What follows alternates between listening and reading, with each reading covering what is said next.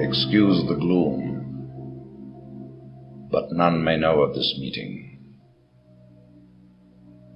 The nature of my trouble is darker still. Over a year ago, King Lysandus of Daggerfall died honorably on the field of battle.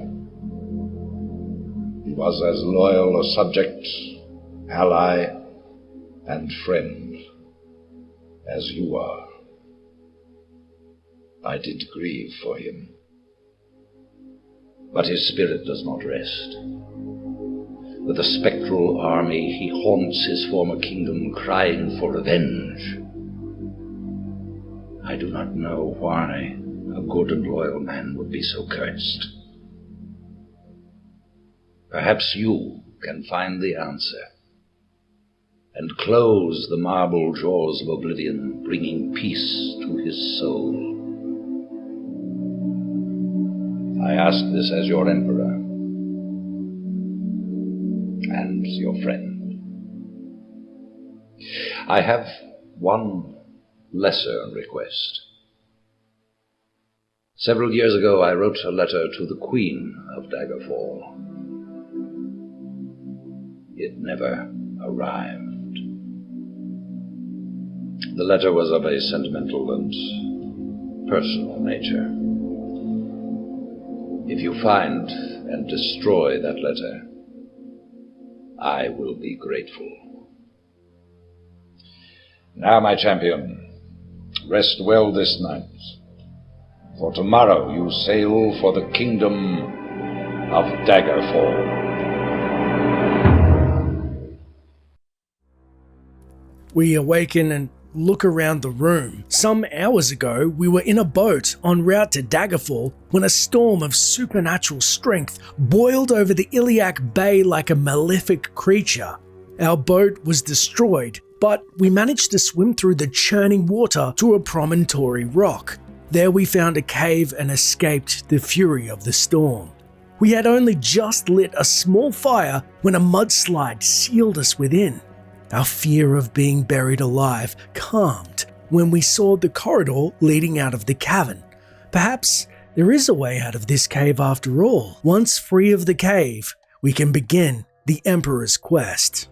We pause a moment to take stock of our situation and gain our bearings. We know of Privateer's Hold that it was situated along the coast of the northern Iliac Bay and served as both a bandit stronghold and cove amidst the water. The bottom of the cavern has an opening to Iliac Bay and an open area where the cavern meets the sea, and it's likely where the mudslide has trapped us. And it was rumored to be an ancient stronghold to Daggerfall until it was sunken into the ground. Therefore, if we can get a high point, we should be able to make it out of here. As we head around the first corner, we hear a human's blood-curdling scream echo beyond the door.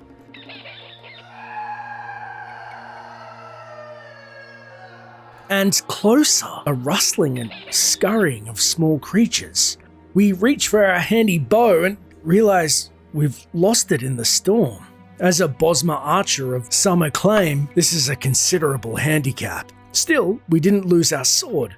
Equipping it, we cautiously enter through the stone door. Inside the room, we find no immediate danger, but on the eastern wall are 2 stone tables. The table to the right seems to hold some form of treasure, but as we get closer, we hear the gnawing and yipping sound, and we see descending the stairs comes a hefty rat, peering at us with its glowing red eyes. Unfortunately, we're not a naturally gifted swordsman, and the game of Daggerfall is notoriously unforgiving when it comes to its starter zone's combat. We swing and miss several times before the rat finally lays dead in a pool of its own gore.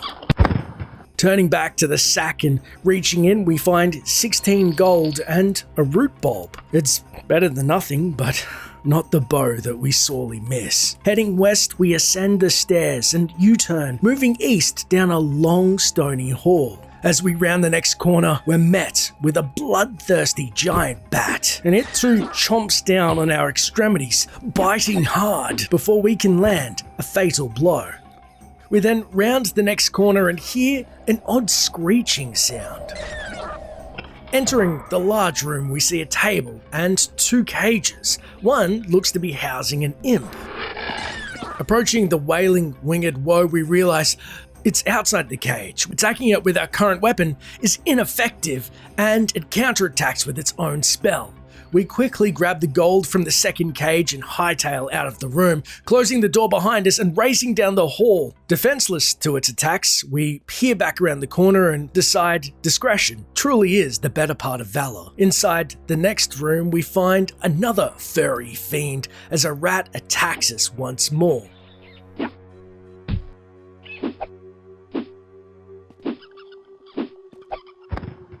The rat itself holds no treasure, and we momentarily look around the room where 2 statues stand adjacent to each other. What they signify is beyond us. We peer back around the corner just momentarily to make sure the imp isn't following us, finding a doorless descending stairway. Down the stairs, we see a thief amidst a pile of severed heads that narrowly misses us with their bow.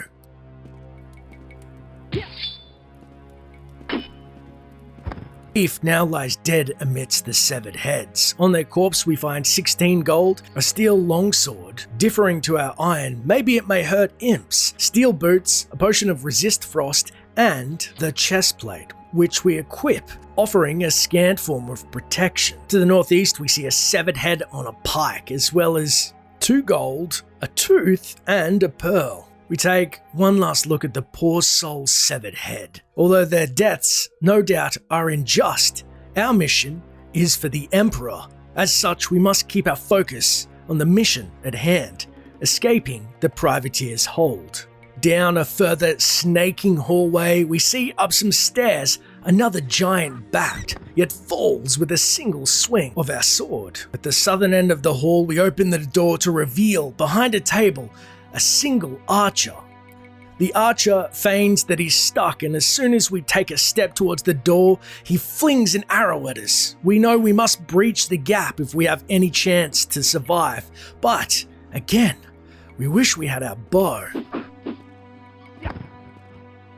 Fate, however, seems to smile on us. On his body we find 16 gold pieces, an iron warhammer, helm, steel right pauldron, leather left pauldron, leather breastplate, leather greaves, and chain boots. A nice bounty indeed, but still no bow to go with our 117 arrows. Equipping our new gear and a steel longsword, we then turn around to the eastern wall. There we open a door which reveals more rats guarding another large cellar.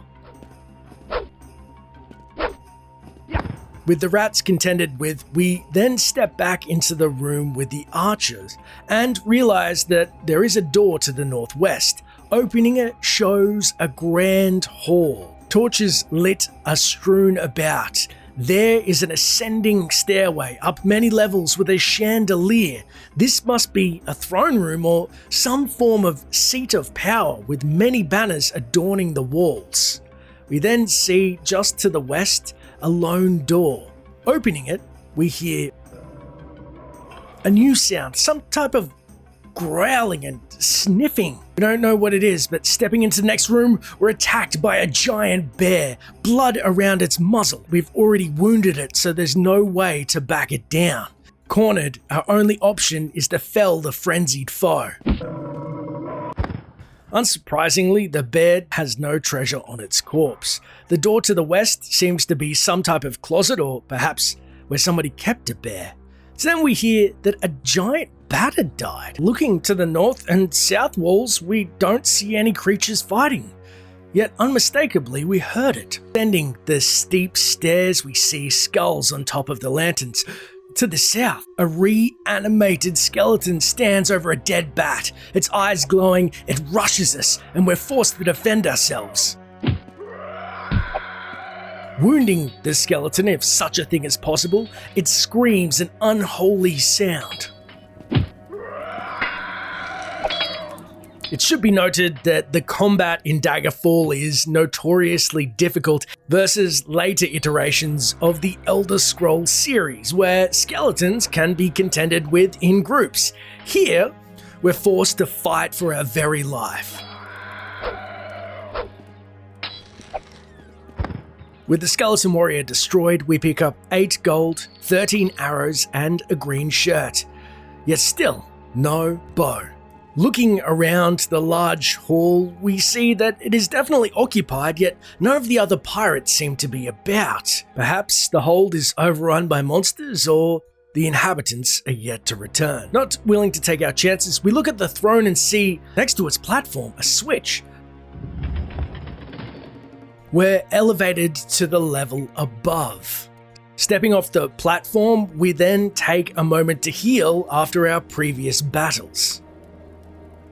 Now well rested, we head to a door to the east, but find it takes us back down to the dungeon. Although Privateer's hold is actually relatively short for the game of Daggerfall, for expediency's sake, we're going to forego trawling through the winding halls and maze-like structure. We've seen the bulk of the enemies that we're going to see in the hold. And the story of Daggerfall itself is very gripping. The dungeons, however, can be incredibly repetitious, so we're going to streamline this for the story's sake without sacrificing lore. Inside an eastern door, we find an imp versus a bat. It looks like a rat has been killed, and it seems that in Daggerfall, the monsters will fight amongst themselves if they're left to their own devices, as seen with the skeleton versus the previous giant bat. As we know from our previous encounter, our iron sword could not damage an imp. However, our steel sword proves to be effective.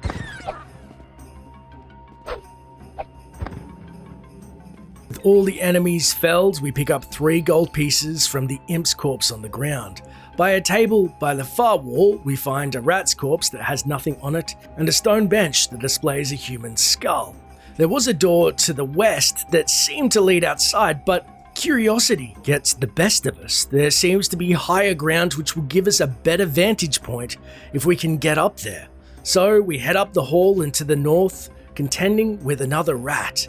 Once dispensed with, we see a lone door at the end of a hall. Opening it reveals another skeleton.